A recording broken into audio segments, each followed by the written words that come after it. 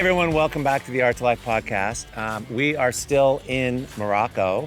It's been an amazing workshop. We are I think we're on day 5 and we have a little bit more time left. It's been really hot, but mostly it's been just incredibly inspiring and seeing all the work and all the transformations, and the work's been getting so good. And a question came up this morning, and I think it's such a good one. And I want to dive into this thing of our work, we can get it stronger, but then we almost have to personally catch up to it. Sometimes we're better than our work, and sometimes we're worse than our work. And we're going to be diving into that and answering a bunch of questions all around getting your art out there. So I've convinced some workshop participants to join me in the pool. I had to do it in a pool so they would come because they were in the pool already. So I came out here and joined them here. So let's dive in and get some of these questions. I think you'll really relate to a lot. These are challenges that I see across the board with so many artists. So let's dive in. So tell me, you had this great question this morning. Well, first tell us where you're from, Kate. Oh, I'm from Cambridge in the UK. Okay, all right. And so, well, let me just say, Kate's work has she's just exploded, taken off during the workshops, amazing artist. And, but then there comes a thing around, well, I don't really like promoting it. I don't like putting it out there. And anyway, share with me your kind of query, because I think it's such a good one. I just, I do feel my work's got stronger, but I just don't feel comfortable or have the confidence of sharing it, particularly on social media. I find talking to somebody about it one-to-one is fine, but the whole idea of, whether you don't want to sound like you're bragging or the words might be taken the wrong way, it's quite hard. And I don't know if my lack of confidence comes from, is a mindset problem or a skill set problem that I struggle with the tech, and therefore it's a good excuse not to do things. You know? I don't know how to bridge the gap between how to take the next step forward. And just because we have folks listening here, can't you relate to this? Like what she's saying, that resistance.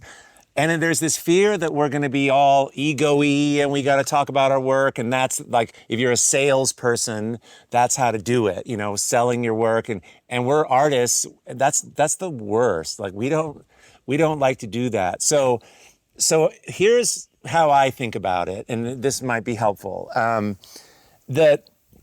And I see this, people get their work really strong and but it fails to get out in the world because of this, because we don't want to take our work and feel like we're pushing it on people and that we're selling our work, and all that is sort of runs counter to doing something that's really soulful and from the heart. So here's the way in, a different way of thinking about it is that, first of all, one of the ways I think about it is, and you know this, we all know this, when you see somebody doing something, and it's all kinds of work, right? Your work speaks to different people. When they see you doing it, it's just really, really helpful. So it's not just about you doing a thing to promote you. When you think about the impact of what you're doing and how you learn something, and that's really inspiring, and that's really, really helpful. So that's a good way to kind of start thinking about it. What we're doing and what we're contributing is serving a lot of people. And if it's helpful, why not? It's like this podcast. It's kind of crazy, but there might be something. There'll probably be one little thing you guys hear today, maybe, that is really helpful. And I hear back from people all the time. You said this thing, you were talking about your dog, and oh my God, you never know. And so it's sort of like going from your studio and your own practice and stepping into the bigger world. It brings in new things and it affects people. And, so it's not you bragging at all. You're just sharing what you're doing. Does that help a little? Yeah, it does. Because I think that the whole idea of self-promotion is, it's not good. Marketing, you think, right. If people like my work, that's great. But, it's hard to say, look at me. Yes. And here's what we're doing, and especially in this workshop, in Art2Life in general, we're connecting to what lights us up and chasing that and following that down and wanting that. That's sort of the way in. And all you need to do to promote your work is share what genuinely, authentically lights you up. And you can say it. It's like, I don't know. I'm so excited. I'm so excited. I've been struggling with damn composition and I just did a breakthrough. It's not that great, but compared to what I was doing, look what I was doing before, you guys. But look at here. I'm so excited. I'm like progressing and I just wanted to share it with you. Like that, and Scott, who's here, he's saying, right, nobody can take your experience away from you. So you frame it that way because that's what is exciting for people. How you feel and what you're going through, you're not telling people that they've got to be like that. You're just sharing that, and that's authentically your experience. I don't have a business plan for people that are wanting to sell something and, it's a piece of shit car, but we're going to, oh, it's great. We're not doing that. This is really about authenticity. So do you see how we use the same muscle for like only share what you're excited about? You can't go online and talk confidently about a painting you don't feel confident about or you don't really like or a program that you don't know if it works and you're just trying to kind of pretend. And that is... People will come for the enthusiasm. They'll borrow your excitement because they're wanting to feel that way too, right? So it's a good way. It's complete alignment. Does that make sense? Yeah, it does. Yeah. I sometimes freeze.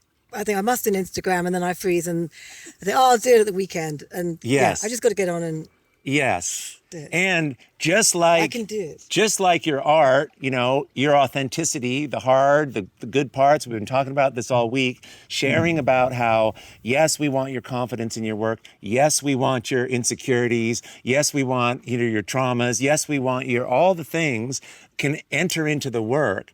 We also get to have that in how you promote your work. Saying online, this friggin' kills me to do this. I feel like a used car salesman. But I just got to share this thing, right? Like that's how you do it. Brilliant. And it's so real. And that's what sells. I mean, it doesn't sell. It brings people to it because they feel it's connected. They feel connected to you because it's like me. Oh my God, another person. Every person in this pool knows what you're talking about. That feeling of like, I'll wait till the weekend when I'm feeling more salesy. It's, so this is how you kind of build into it. Yeah. They're really helpful. Yeah, great. I'm Karin from Sweden, Stockholm. And I have a question about sharing your work during the process. Because for me, that feels quite vulnerable. Mm-hmm. I'm not know where the work is going, and I don't know actually what I'm doing. I'm just, but what do you think about that? And to share that and like, okay, maybe they think that I can't paint because it looks like shit. Yes. Or something. Yeah. I mean, so there's just like levels of feeling comfortable. And a while back, I started... I kind of ran out of time and I'm trying to post things and I'm trying to post great things because I'm trying to appear like an amazing artist. That way more people will have confidence in my teaching, right? So that's an obvious thing. But I never had time always. I just wouldn't be able to finish a thing. I ran out of strong paintings and out of desperation, I just started posting. I'm leaving the room. I just take a picture of whatever that thing is and I post it. And what was so interesting, and sometimes I'd say, I don't know about this one, like I sort of like the lower left. And those were the posts that actually people started following me. And it wasn't the ones where I was like winning. In fact, it was the ones that I was not, I was being more real with it. And I just did it automatically. Now I'm just like, I don't even care. I just take a picture and put it up because I just don't have time. So that's a helpful it is so okay, but I get that it's, it takes time to sort of build up to it, but it's just what is working is what you should be proud of and cheering yourself and showing off to the world is that you're doing it. Yeah. This is what it looks like with Karin in the muck. People love that. You're like, who wouldn't be interested in seeing what she's doing when she's trying to figure it out? It's far better than seeing your perfect, your book is that. Your book is all the amazing paintings. But letting people in to know you more, warts and all, that's how you build a following. It's vulnerability, it's authenticity, and people connect to that. So it's not only something to be, I'm encouraging you, it's actual the strategy for becoming more known and people following you, sharing more of who you are, if you're willing to do it. I mean, taking a shirt up was kind of risky here, but you take little steps, but I put a shirt back on, so, Yeah, so that's a great question, though. Yeah. Okay, perfect. I wonder how many podcasts have been done in a pool before. It's a pool cast. Patricia Hunter McGrath from Scotland via Los Angeles. So I'm good about talking about many things in my life, but I really have a challenge actually talking about my art. And I just kind of freeze when people ask what it's about. Yeah. Partly because I don't know if I want to talk about the process of it and the journey I went through, or I want to give my interpretation of it. But when it's abstract, they also have their interpretation of it. And I worry that my interpretation will clash with their interpretation, if that makes any sense whatsoever at all. Yes. So I don't know. I find my daughter can go in and talk about my art beautifully and know nothing about it. Yeah. And I find that it's really difficult to know how to bring people into the conversation So good. when it's so abstract. So I might have a clear idea that it's about birds in flight, but somebody might look at it and think it's about a dragon or this or that. And I worry that in my overinterpretation of my own work, what I see in it, it might take away from their ability to be able to read what they see into the work. Yeah. So Such a great question. I get it. And so here's how, okay, so there's two things going on. There's her interpretation, your interpretation of it, which is what you're doing in your story of it. And a lot of people are really interested in that because you made it. But you got to frame it. So there again, this is your experience of your work. And you're not telling people that they have to see a bird here. Right. And, so you don't, but here's the word I use to make it easier to access it, because people say, well, what's your work about? And I could, and you see people write these statements and they're using words that it's incredible. Like you have to look up all the words. Even they never talk like that, but when they do that statement thing, so they're making it sound amazing. But what I try to do is connect with in the body, right? With the work we do with Scott, what does it feel like to you? So they can say, well, what's your work about? Well, the feeling like with this painting, when I was in Brazil and like the sun's going down and I was really hungry or whatever the thing is, and I want that feeling of the fireflies at night, and like it's romantic, but it's also scary, like it's dark. And so there's this, it feels scary, but it's also so beautiful. Do you know? And I just drop into that, and everyone's like listening. But I'm not saying it is that. This is what it feels like to me. This is what I'm trying to get out. But when you say feels like, suddenly you're free. That because makes nobody complete can sense. take your experience away. Yeah, I can completely do that. Right? I can absolutely talk That's about how it it makes me feel. And people Absolutely. love that. And Yeah, they're I like, can do oh that. my God, because when I look at this, I see this, but that's what they're after. Yeah, and it's that's simple. And that's exactly what you've been teaching the whole time. Yes. So to get from the head into the body Yes. and talking about it from your body and Yes. your soul, I can absolutely do that. Yes. Great, thank you. Yes. And when you say, oh, I'm trying to get this feeling, I'm not totally sure it's working here, but in this bottom corner, like that, I like that part. Okay. This is so easy to get up and talk about because you don't have to make anything up. It's just truly what you're feeling. And then feelings can be open to interpretation. Yeah. So somebody else and then can you work can out- say, like a sense of do you freedom. do you get that feeling, or what do you get? Yeah, really great. What's your name? Where are you from? Okay, my name is Vicki. I'm from Illinois, downstate Illinois, and I have enjoyed this workshop immensely. Learned a lot with the color mixing, things that I really had no idea before. I'm mostly representational. I'm having a very hard time freeing my mind and freeing my figures. What do you think? What would In help? terms of when you say freeing your mind, do you mean you feel like you have to get, Yes. like when you make figures, they got to look a certain way? Yeah.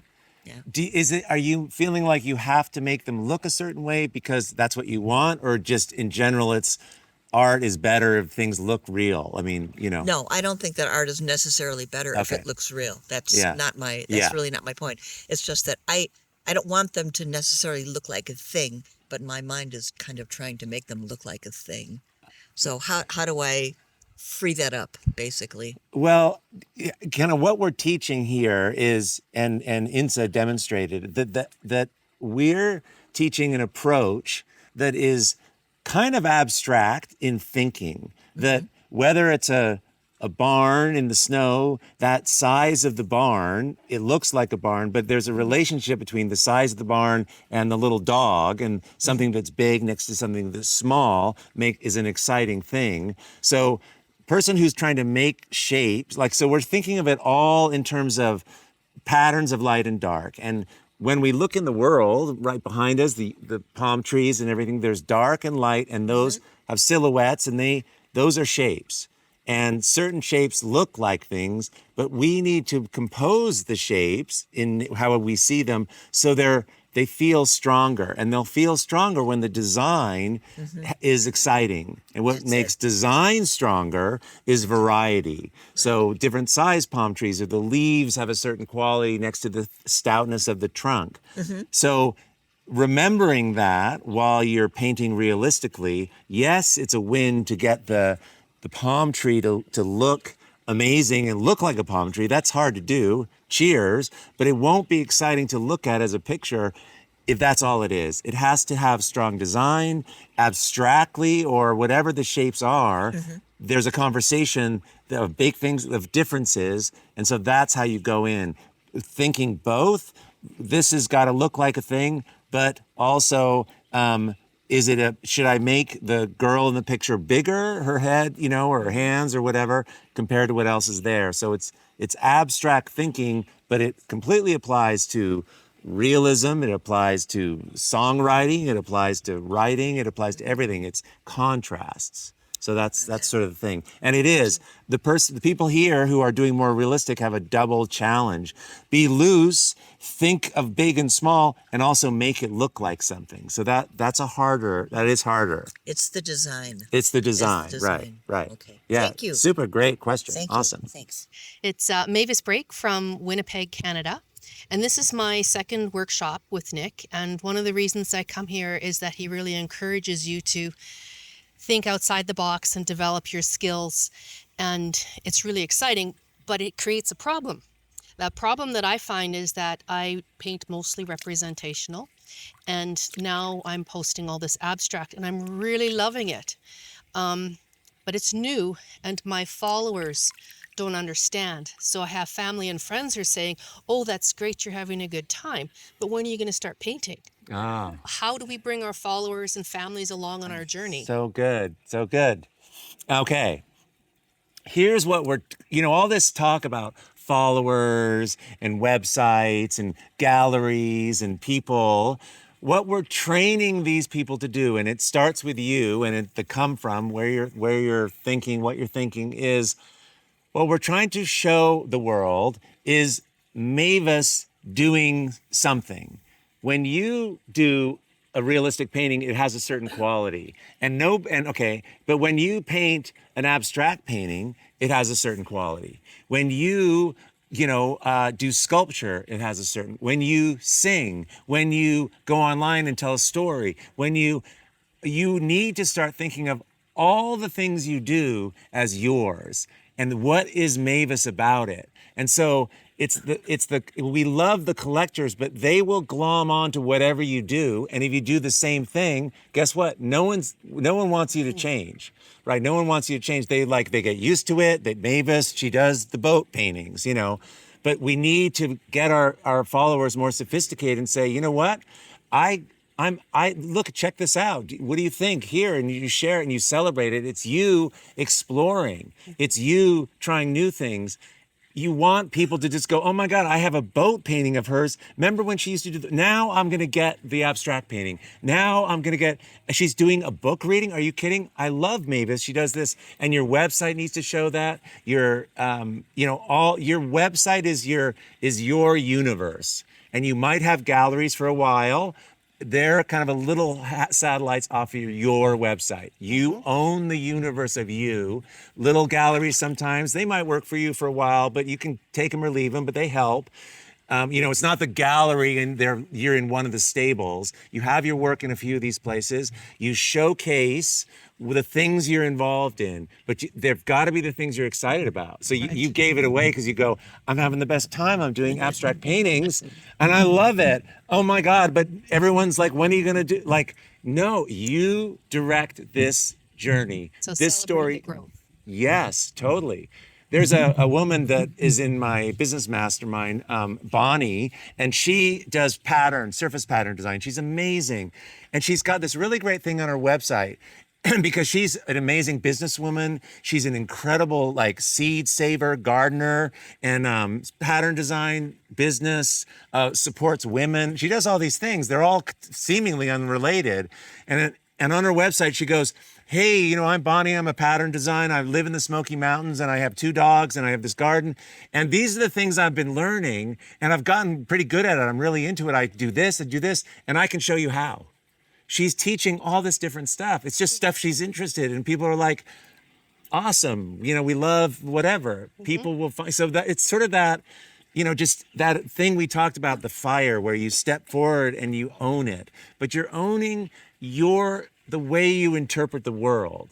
It's your vision of how things can be, A podcast can be creative, and I know this is not like a painting, but we're doing it in a pool. It's like a creative thing. You get to express it, in your your way. So just don't worry about them. You don't want to let the tail wag the dog. Okay. Let them follow you, blow them away, scare them. That's your job. You're the artist, right? Okay. It's such a good question though. Okay. So my name is Natasha and I live in Denmark. So my question is a practical question about actually what to post. So you talked about feeling and vulnerability and authenticity, but I'm kind of thinking about what about that in contrast to branding strategy? So for example, and also Art2Life. So do you suggest like a variety of images, and do we include ourselves cooking maybe, or and also kind of what text? Because I kind of have the idea that I want it to be a little bit more mysterious, so I might do poetry or something like that. Do you have any thoughts on that? Well, it's about differences, right? So each day, there's a guy in my building, and it's crazy. He's driving into Sausalito, and he posts the Golden Gate Bridge every single day, and it's just, I find it so boring. He goes, people love it, So we're artists. we're gonna die on that one. Right. So I love the thinking, right? I'm thinking, here, okay, again, this is your world you're sharing. And if it wants to be mysterious, then do those, and then do ones that are maybe different. So you definitely, from day to day to day, and from, once or twice a day, do different kinds of things. But the more authentic, the more you're willing to kind of share your enthusiasm but it has to light you up, Yeah. And people, so that's it, right? So you get to do what is right for you. That's the only criteria, and you can track it in insights. And when you hit something that, and it's usually the thing that you don't think has of any relevance, but you're just kind of not thinking, you'll see it'll click.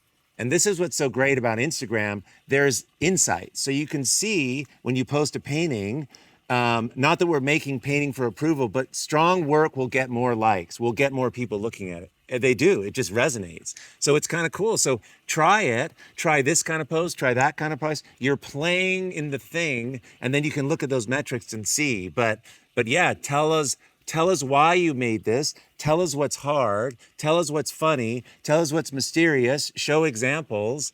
All that. Okay. Yeah. Yeah, no, it's as personal. It can be as personal as, now there's principles of viralness and getting people interested in something. So there's like the basic hook that we want people to keep watching. So you can say, if you say, I don't really like this painting because it's got yellow in it, and that's a video, or you can say, I'm terrified of this one color because something happened to me in childhood about it, and I'm about to show you. Everyone's staying. Okay. You need to have that little bit. You got to think about people. They want to experience something new and exciting and different. So you kind of have to set it up that way, kind of set it up like a Okay. little bit, like what's in it for them. But it is interesting, the things that are like that. Like I did a post, it was crazy. And it was just a simple sentence, but I put the words, I had just like me painting and I put the words one at a time, like follow your bliss or whatever it was. And the words came slowly and everyone stayed because they were curious about what was coming next. You're telling a story. And by the way, your story is the most valuable, like that's the most viral No, thing I you hear have. that. Sharing the story. What's hard? I mean, truly, what's difficult? When I was, selling the CVP and talking, and one night, it was a few years ago, I was talking about vulnerability and I wandered into like the shit that happened to me. And I was late and it was the end of this long. I was really tired and I just told the whole thing and I just, and I was kind of crying, and it is still the number one thing I ever did. And it wasn't intentional. I just wandered into it, but it was because I was being really real and I just wasn't even thinking about it, So I hear you say that, because I mean, I've been vulnerable obviously in this group, Yes. but the next level would be, how much do I share of that and how do I share that to a wider audience? Small steps. Yeah, without putting myself out there. Small steps. Yeah. Right? Yeah. Okay. And you're brave, you're courageous, and we've seen it, But yeah, just take just a little bit, share what's hard, Okay. I mean, I was telling, I don't know who I was saying it to, I didn't do any paintings at this workshop. And what I did was just like, they're nothing, but I used to, not so long ago, I would have to do 4 or 5 things. I need to show you guys, like, I'm amazing. Like when I would stay late and I would get it so I could do 4 or 5 things. So I'm the teacher. It's got to be really good. Most of the work in there is better than what I made this week, but it's taken me this long to like, I'd rather help people in a way. Like, it's okay. I don't have to prove a thing. You know what I mean? But that's like last year I was working really hard at this workshop, trying to make some things that are really good so I could feel, that I could feel better. So it's just, you just keep going. You just keep moving towards it. Yeah. Yeah, that's really helpful. Yeah, good. Okay. I'm Patty Marcus. I'm from Washington, D.C. As a younger artist starting out, I'd worked in different mediums, but really new to painting. Right. Partly is building my confidence, partly it's building my skill. I've been very afraid to share my work until this moment. Really? Yes. So was this scary? It must have been scary. Being here and painting in front of everyone? Yes. Oh, wow. She never let on. Wow. So my Instagram page, I created an Instagram page starting with CVP, and there's nothing on it. Zero. Okay. So I want to share, and I've emailed some of my photos of my paintings that I've done here, my, kindergarten ones. Yeah. And, as far as I continue to learn and grow and build confidence and become a better artist and discover more of my own self through my art, how do I not let the fear stand in my way? How do I just continue to be open while I'm learning? Yeah. So, first of all, I have to commend you because you just did a much scarier thing than posting on Instagram, just going over like, hi, and now a lot of people are going to see your work because we're going to splice it into this. So they're looking at it right now. So congratulations. You just did a great thing. What new artists don't realize, they have this huge advantage of when you're not known, when you're just starting out, that I no longer have, that a lot of people have, is the you coming in to do something and taking the chances to do something. Like, the people in your family and friends where it's like, oh my God, she's going for it. She's going to do this art thing. That is such a great story. And that's what you want to be sharing. I don't think I'm very good at this. And I went to this workshop. I thought I was going to be the worst one. I kind of was almost, but I did something I really liked. Check it out. Like, that is bulletproof and it's so great. And that is viral. People will be like, I want to be you. You're right there. You were a regular muggle person and then you're becoming an artist. Everyone wants that. Everyone wants that. You should be like it's so amazing to be doing that. And that's the thing you want to be talking about. And yes, your work's going to get better. And eventually people will be like, oh my God, she's so amazing. But the risks and the things you're doing now, the transformation, it's fast. You have lots to talk about because that first painting you're going to sell and your enthusiasm and then feeling, there are people at this workshop, they were like imposter syndrome. Like everyone has that. But the fact that you're going to do it anyway, that's what everyone wants to hear about because they want to be you. Everyone wants to feel like they could do this if they wanted to, So it's really, really cool. And that should give you, that you can use that a little bit to just like, I'm going for it. I'm going for it. What are we going to, we're going to be dead in 100 years. All new people in 100 years. That's what my dad used to say to me. All new people. Right. Like, oh, I didn't use enough paint or I didn't put it's all over. Like, go for it. This is your life. This is like, take those little chances, and step by step, but post something. This is far more terrifying than posting anonymously on Instagram. So look what we just did. Listen, thanks so much, you guys, for coming along and being at the pool cast and answering these questions and kind of diving into it. I think it's really something artists, we're always trying to make our color better. We're always trying to make our painting stronger and all of that. But there's this other side, and it's getting ourselves more calibrated, improving our ability to talk about our work, put our art out there so it can spread and we can do more and impact more with it. So I love these questions. Anyway, you guys, I so appreciate everyone who comes every week. And please, leave a review. That's sort of how the logarithm works here, where if you leave a review, it spreads to other people. If you have a friend that is trying to figure out their art, please pass this on. So appreciate you being here, and thanks so much. Okay, see you next week. Bye.